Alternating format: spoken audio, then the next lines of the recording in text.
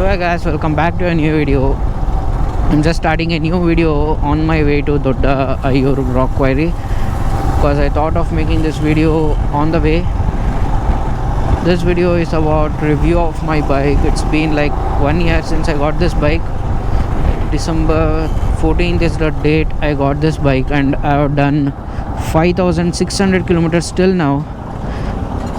5,000 kilometers ride review, and what are all the bad things and the good things about this bike. Till now I had one major issue. So yeah, I had my battery issue during the lockdown. The battery died during lockdown. I used to start my bike 2 to 3 times a week, but still suddenly one day it didn't start and the display was gone and the battery was gone. So I was waiting for the lockdown to open.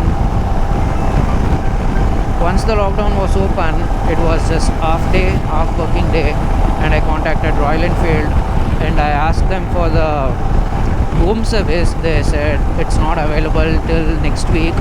So I didn't wanted to wait. I just wanted my bike running as soon as possible. So I towed my bike to the nearest Royal Enfield showroom, which is in like 1 kilometer away from my home. But I didn't get my bike there. I got my bike delivered from another showroom, which is around 10 kilometers from my home. But as it was near to my house, I towed my bike and I pushed start this. I got help from a friend and I towed this to the nearest Royal Enfield. But they said you have to wait for another 3 to 4 days just for the workshop to open, and it's going to take you at least extra 2 to 3 more days to get your bike back. Like, I was assured that I'll get my bike in next 6 or 7 days, but I didn't wanted that also. I wanted it as soon as possible. So I contacted another showroom and I went there and I towed my bike, and the same thing. We started this bike and we took it to the another showroom, which is 10 kilometers away. They assured me that they'll get my bike to me within next 2 days, but it didn't happen. It took me 10 days, 10 long days to get my bike back. This segment bikes, all the showrooms are the same. Aftermarket service is not so great. I just don't like the service from the Royal Enfield. Every day I used to call him every day, like he used to give me reasons, the service executive in that showroom. One day I just went to the showroom, couldn't wait anymore, and I asked them. The battery was gone to the workshop, but it was not, but the warranty was not claimed yet. It was just they had sent it like that and they had no progress on that. So I went to that workshop by myself and I got the warranty claimed and I got a new battery and I gave it to the showroom guys. They didn't even put the battery on the same day. They told me to wait for another 1 more day. I got my bike back on the 10th day. Like, I didn't like that experience. It was not so smooth. So yeah, that's the only major issue I had till now. I have the ABS switchable issue, but I'll show you once I stop there. I'll stop somewhere and I'll show you. So this was the major issue, and I got completed of 3 services. Like, first one was at 500 and the second one was at 2,500 and the third one was at 5,000. So next service is around at 10,000 maybe.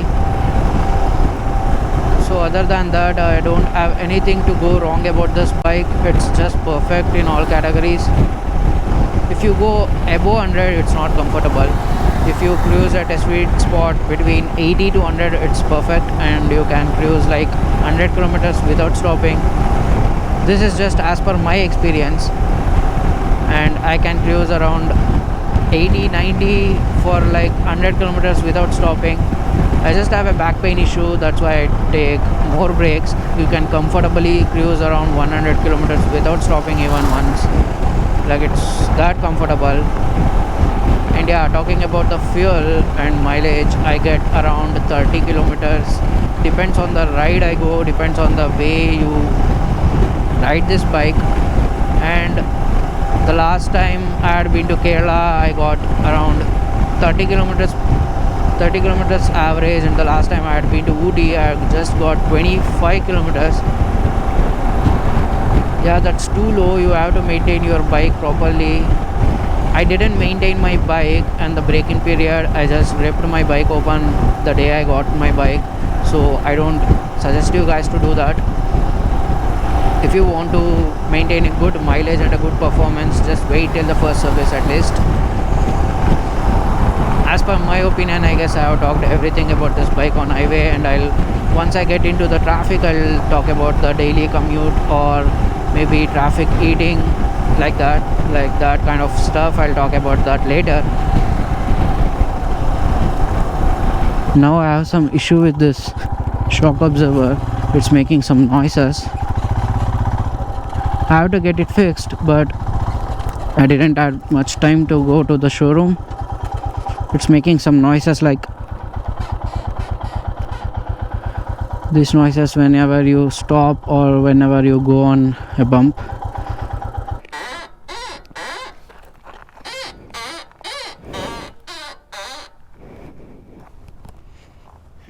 What's the problem with this ABS? I'll show you.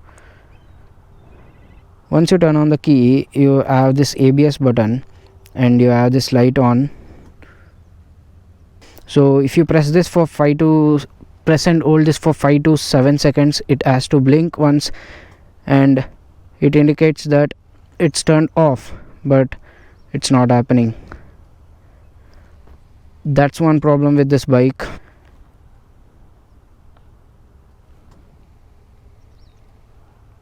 So it doesn't get turned off.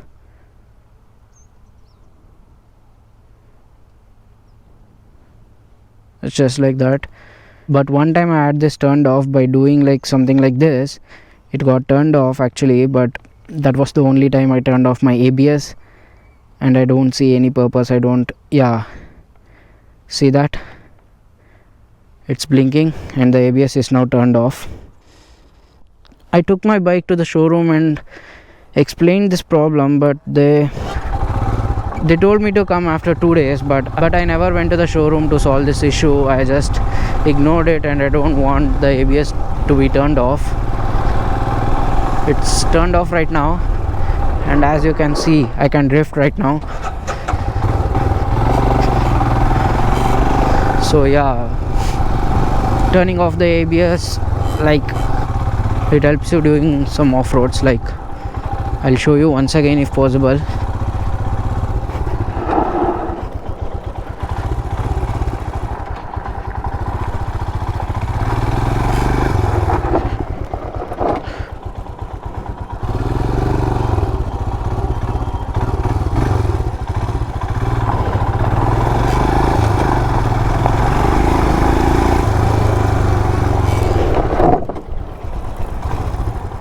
See that? I don't have to do this too much.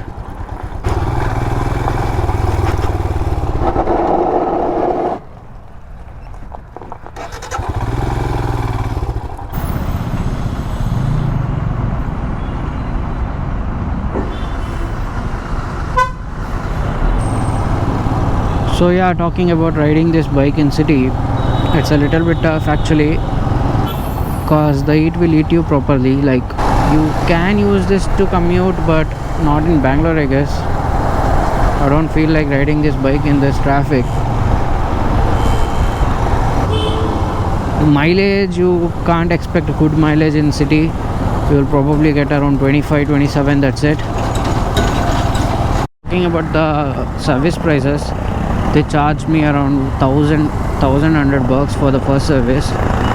They charged me around 1100 for the first service, and for the second one, I guess it was around like 450 or 500, I guess. I have forgotten that, but it's just around that, 450 or 500. And the third service, which I got it done at 5000 kilometers, they charged me around 800, I guess. And I simply had told them to check the wheel alignment, and it was charged around 150 or 200 maybe. If that's excluded, you'll be charged around 650 or 700 for the third service. So it's actually affordable, and for this kind of bike, it's totally affordable. So that's it for the review. Subscribe if you like this video, and if you have any questions about this bike, and if you have any doubts, just ask in the comments and I'll reply for that. So we'll meet you up in the next video or next ride. So until then, travel as much as you can, as far as you can. Take care. Bye bye.